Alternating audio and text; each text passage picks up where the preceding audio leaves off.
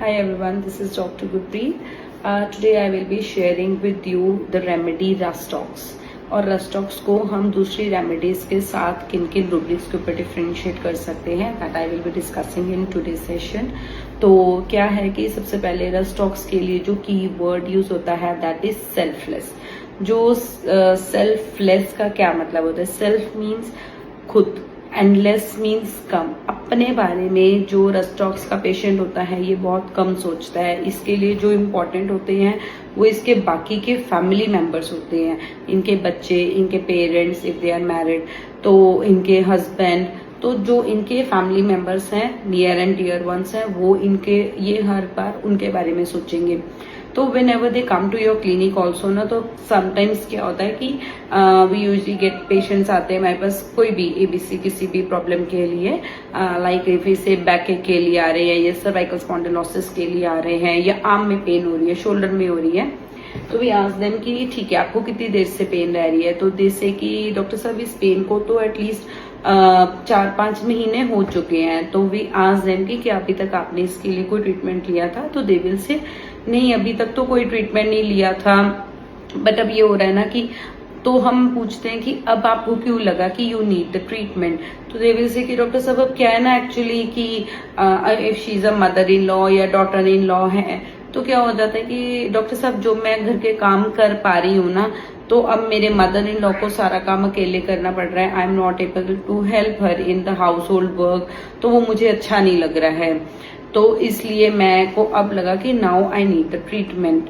तो उसके बाद क्या जाता है, अगर मदर इन लॉ है तो दे विल से ना कि नहीं डॉक्टर साहब घर की सारी रिस्पॉन्सिबिलिटी मेरी डॉटर इन लॉ के ऊपर आ गई है, तो उसको बच्चे भी देखने पड़ रहे हैं, घर का भी सारा काम मैनेज करना पड़ रहा है.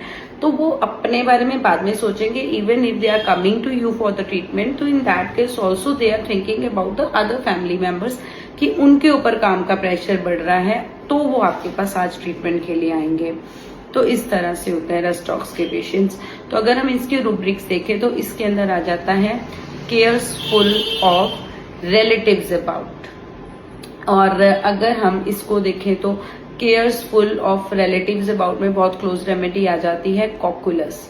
But how we can differentiate it with cocculus. Cocculus में क्या आ जाता है कि कॉकुलस को अगर हम देखेंगे तो केयरफुल ऑफ रिलेटिव्स अबाउट में भी है and careful of others about में भी है. वो दूसरों की भी केयर करते हैं, वो कोई भी पर्सन हो उसकी भी केयर करेंगे. बट जो रस्टॉक्स का पेशेंट होता है ये सिर्फ और सिर्फ अपने रिलेटिव्स की केयर करते हैं. It is not in the rubric careful of others about.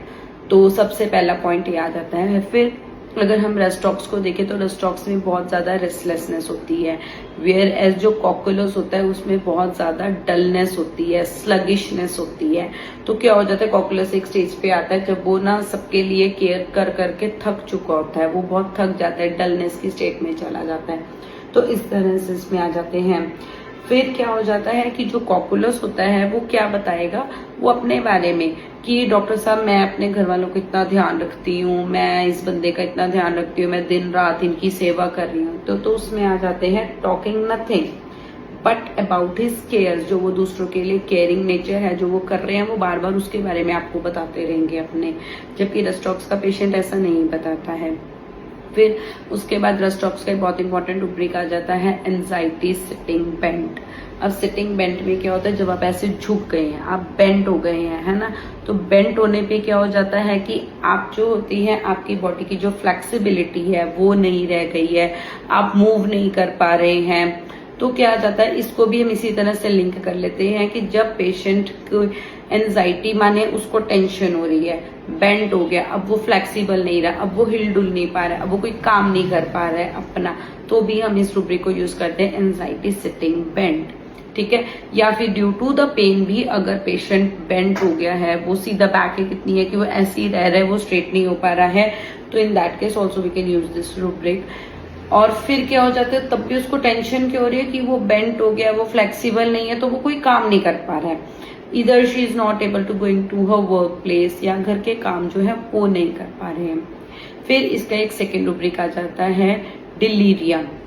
Business talks of अब इसमें क्या आ जाता है, डिलीरियम बिजनेस टॉक्स ऑफ में क्या टॉक्स अबाउट को हम कैसे ब्राइनिया के साथ इसके बिजनेस को और ब्राइनिया के बिजनेस को डिफ्रेंशिएट करेंगे। ब्राइनिया का आता है बिजनेस टॉक्स ऑफ है, लेकिन रस्ट टॉक्स को अगर हम देखें तो इसमें डिलीरियम बिजनेस टॉक्स ऑफ है। जब वो बीमारी की स्टेज पे है या वो ठीक नहीं फील कर रहा है तब वो अपने काम के बारे में सोच रहा है, तो वो क्या बात करेगा, डॉक्टर साहब क्या है ना कि if I am not able to join my job, मैं अगर 2 लीव्स ले लेती हूँ तो मेरी सैलरी कट जाएगी, तो मेरे को उस सैलरी के साथ अपने बच्चों की फीस पे करनी है, घर का खर्चा चलाना है, तो then how could I be able to manage all these expenses.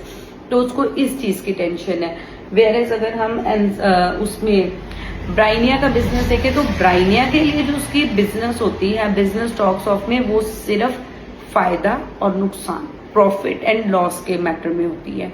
वो ये नहीं सोच रहा कि मैंने बच्चों की फीस पे करनी है या मेरे मदर इन लॉ की या मेरे घर में जो बुजुर्ग पेरेंट्स हैं उनकी मेडिसिन का खर्चा कैसे चलेगा, कैसे कर पाएंगे। वेयरएज रस्ट टॉक्स की जो डिलीरियम में बिजनेस टॉक्स होगी वो इससे रिलेटेड होगी कि डॉक्टर साहब मेरे को जो बड़ों की मेडिसिन का खर्चा है वो कैसे मैनेज हो पाएगा, मेरा मंथली एक्सपेंस कैसे चल पाएगा।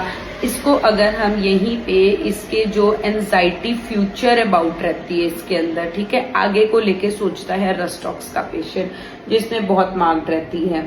फिर उसके बाद क्या आ जाते हैं कि ये तो मैं डिस्कस नहीं करूंगी कि फियर जो होते हैं डिजास्टर होते हैं या फियर सुपरस्टिशन होते हैं, क्योंकि ये तो हम बहुत देर से पढ़ रहे हैं इन चीजों को।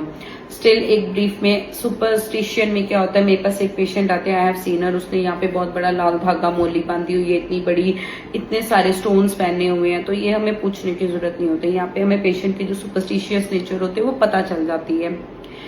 और सुपरस्टिशन किस तरह से हो जाता है ना कि पेशेंट कहते हैं कि नहीं डॉक्टर साहब मैंने ना yesterday I had a patient, वो कहते हैं डॉक्टर साहब थर्सडे को ना हमारे में घर नहीं जाते वापस, तो मैं फ्राइडे को अपने घर वापस जाऊंगी, मैं छुट्टियों पे आई हुई हूँ तो मैं थर्सडे को नहीं जाऊंगी, मैं फ्राइडे को। This is superstition.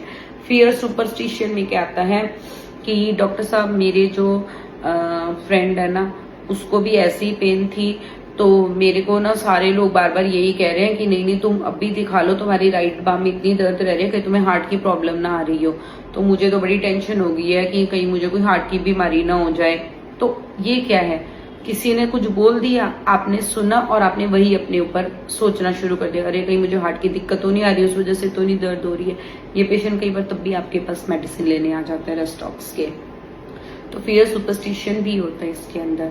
और उसके अलावा क्या हो जाता है कि इसकी जो रेस्टलेसनेस होती है वो भी अपनी फैमिली को लेके होती है कि ये बहुत ज्यादा रेस्टलेस अगर रहेंगे तो इनको होता है कि नहीं मेरे को जल्दी जल्दी, carry desire to be fast में हम देखते हैं ना, rust talks carry desire to be fast में आते हैं कि मुझे जल्दी ठीक करो, मेरे को अपने काम देखने हैं, मेरे को अपनी जॉब पे जाना है, मेरे को बच्चों को देखना है, मेरे बच्चों का क्या होगा।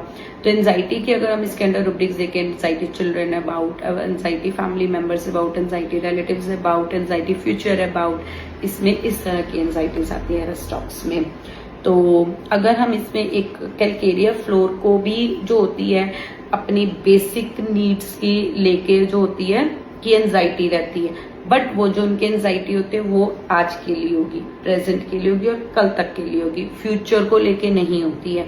उसको क्या हो रहा है कि डॉक्टर साहब इट इज, हम कहते हैं ना it is a labourers remedy, तो वो लेबर्स यूज करते हैं कि लेबर बेचारे क्या करते हैं, आज कमाया खा लिया, आज कमाया खा लिया।